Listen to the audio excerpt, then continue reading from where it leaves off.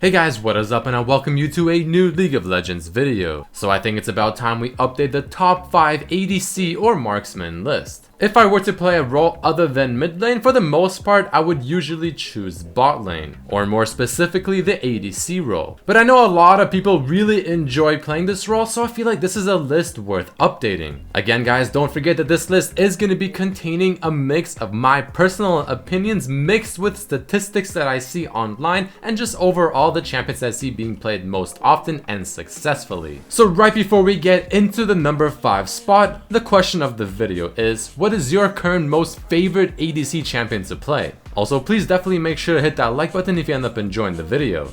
Alright, so let's finally get the list rolling and start off with the number 5 spot where we'll be talking about Corki. So I made a video about a week ago talking about Corki, giving you guys a guide on how to play him, which I recommend checking out if you haven't. But overall, Corki is a very solid ADC or marksman type champion. Now, one of the things I really like about Corki, but also can be looked at as more or less a double-edged sword, is the fact that his passive gives him hybrid damage. He essentially deals 110% of his auto attack damage, half of which is being dealt as physical and the other half being dealt as magical. Now obviously this is quite cool because not only are you technically doing more damage per auto attack, but it's very difficult to itemize defensively against Corki. But on the flip side, you have the reasons as to why this is kind of bad, because at the end of the day, you're playing an ADC type champion. These champions obviously want to excel when it comes to dealing AD or physical type damage on their team, but Corki obviously doesn't have that option and there really isn't anything you can do about it. So there are going to be definitely certain times where Corki may not be a very good pick, but at the same time, if you have a lot of physical damage on your team and you need an ADC with some magical damage, Corki is perfect. Overall, his kit is just loaded. You have the package which has a lot of playmaking potential. Again, you have his hybrid damage just naturally coming out of his kit. The synergy with the Triforce and the Sheen procs, rapid fire cannon plus infinity edge dealing an insane amount of damage. He has fantastic poke from the rockets on his ultimate. He has armor and magic resistance shred on his E, great mobility. And for the most part, he really is just a solid champion. However, the negatives of Corki at the moment is, like I said, he doesn't offer pure physical damage, so you might need that sometimes, and you can't really change that about Corki's kit. And as of recent, he got nerfed with his Q ability and also his ultimate. And for a while now, his Q has quite the slow missile speed, so landing it can be a little difficult and annoying. But either way, Corki is a fantastic champion and I highly recommend picking him up. Also, here are the items, the runes, and the masteries I recommend to pick up when playing Corki. And moving down the line to the number 4 spot is gonna be a champion I personally wish I was very good at. Kalista is one of those champions that I personally look at as one of the more difficult ADC champions to play because of the mechanics required. She's not a champion you'll be able to pick up and be very successful with, especially if you're playing against players of your skill level, if not higher. There's a lot of small intricate detail that is required to play her successfully, and if you don't know how to do them, it is gonna be a little lackluster. But having said that, if you have enough experience with her and you understand these small mechanics that you can do, then Kalista is definitely one of the more deadly ADC champions and easily one of the more annoying ones to face. She's a huge lane bully, being able to utilize her abilities in the laning phase very well, because you can use the W with your support to deal bonus damage, you can get the Ren stacks onto the enemy champion and then kill a minion with your E, not only dealing the damage to the champion you auto attacked, but also killing the minion and thus restoring mana, and also refunding the cooldown. Thanks to her passive, she's also quite mobile, but again, it is a little difficult to keep the mobility up consistently while not messing up, so it requires a lot of practice. She can secure Dragon and Baron because of the Ren stack. She's very strong with Runeans because it applies your E-Ren to every single champion you auto attack. Her ultimate, in my opinion, is one of the best ultimates an ADC champion can ask for, but it is essentially a get out of jail for free card for your support, and you can make so many really cool plays and a lot of synergy with many different support champions. Her ghost for scouting can also be very useful, and you can scout certain things that many other champions simply cannot. She can use the passive leap to go over several walls throughout Summoner's Rift, and around 25 or 30 minutes she has quite a good power spike. Overall, if you're thrown into the ADC role and you need a simple champion to pick up just to play for that specific game, Kalista is not the champion I recommend to play.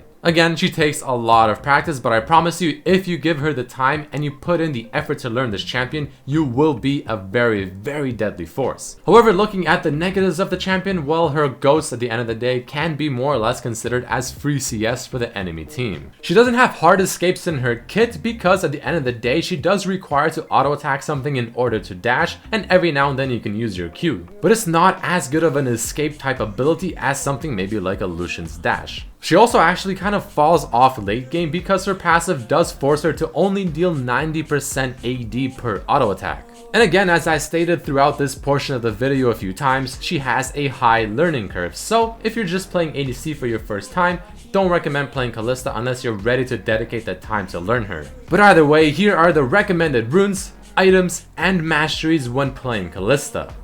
And finally, making our way into the top 3 ADCs section of the video, with the first one being Lucian. For the most part, this is usually my go-to ADC because not only is he actually quite strong, but I find him very, very fun to play. Overall, he's a very agile type ADC, he has a lot of playmaking potential, his ultimate is ridiculously fun to use, and for the most part, he has a solid laning phase. But at the moment, especially with Fervor of Battle being very, very strong on ADC or auto-attacking type champions, Lucian and his passive offering him the double auto attack makes it even better because he can stack it up and use the damage on it that much better. Another fantastic thing about Lucian that has been changed quite a while ago is the fact that his ultimate no longer scales off of attack speed. Some people might look at this and wonder, well, why is that a good thing? Well, because now his ultimate is actually useful for the majority of the game, and you aren't simply forced to wait 30 minutes for the ultimate to start actually doing anything meaningful. It is now strong from level 6 and it is much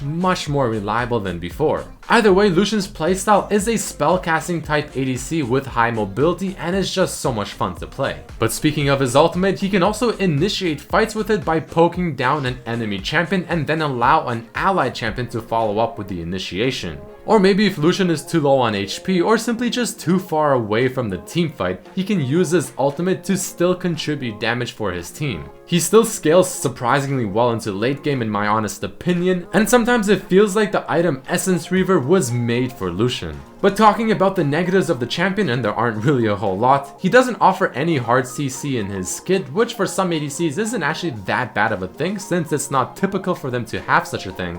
But somewhat of a personal opinion I have is that his W for the most part can feel very useless many times. You don't rely on it for damage for the majority of the game, and later on in the game, especially once you have more attack speed, using this ability will lower your overall damage output. So for the most part, the main use of the W is just to combine it with your ultimates, but other than that, his kit is fantastic.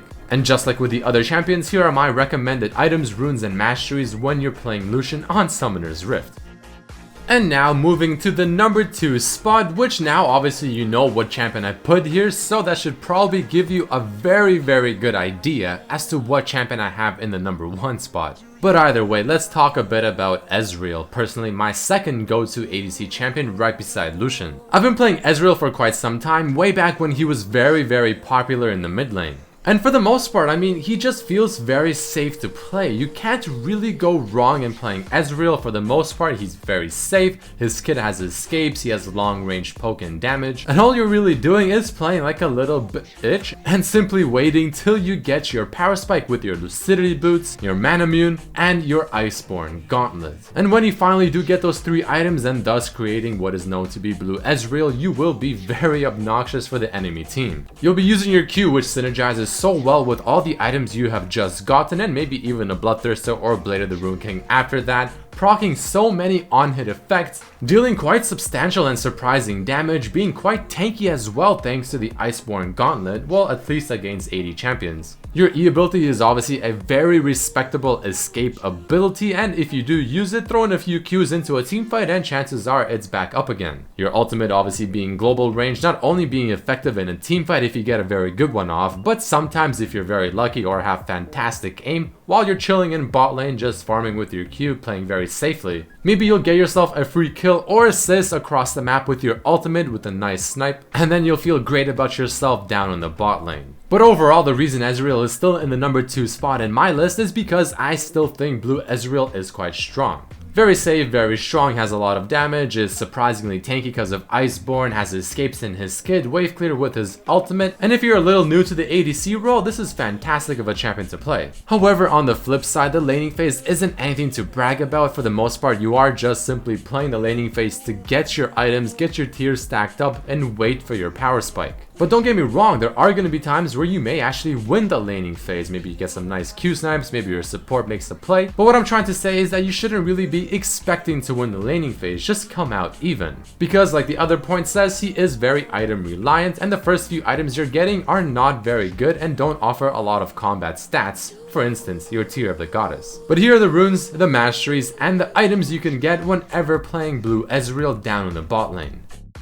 And finally, the number 1 spot, which should be absolutely no surprise to any of you, especially if you've seen my recent Kog'Maw video, is Kog'Maw. This guy got his W buff to the point where your Q is pretty much a useless ability, your E still provides the slow. Later on in the game, you are going to be attacking several times a second to the point where you can AFK and let Kog'Maw do all the work. The items you build on him complement his kit and his auto-attacking habits even better, like the Gwyn's Rage Blade, the Hurricane, so you can hit several people at the same time, your Blade of the Ruined King, and so on and so forth. At this very moment, he is currently considered to be the most OP ADC champion because of just how ridiculously strong he is, especially while not really having to do a whole lot. He's essentially a ticking time bomb. If your team is not really ahead and you let him get to the point of the game where he gets his main items, maybe 25 or 30 minutes, you are gonna have a difficult time ahead of you. You better hope you have some serious assassins or something lined up to take him out of the fight. There really isn't a whole lot of other things to say about him other than his W being ridiculously strong and overloaded, and that I highly recommend checking out my Kog'Maw video if you haven't already to get a better idea on why he's really strong, how to play him, and all that good stuff. But the bad things about Kog'Maw, well, his Q is for the most part useless. His passive obviously is only used on death, which I personally don't really like.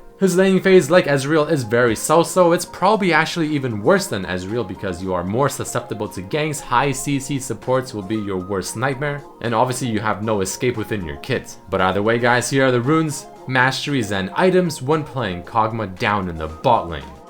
But that is about it for this video, guys. I mean, that is my personal top 5 ADC list of the current patch. If you did enjoy it, make sure to hit that like button, share with your friends so everyone else has an idea on what to play or what to look out for. I might start updating this list more often, and if you would like that, make sure to let me know down in the comments or by hitting the like button. But definitely make sure to hit that subscribe button and check out my other videos as well. And here are my favorite answers from my previous videos. Question talking about what you think of the Ahri nerfs. Thank you so much for watching, and I really hope to see you for the next video. Peace.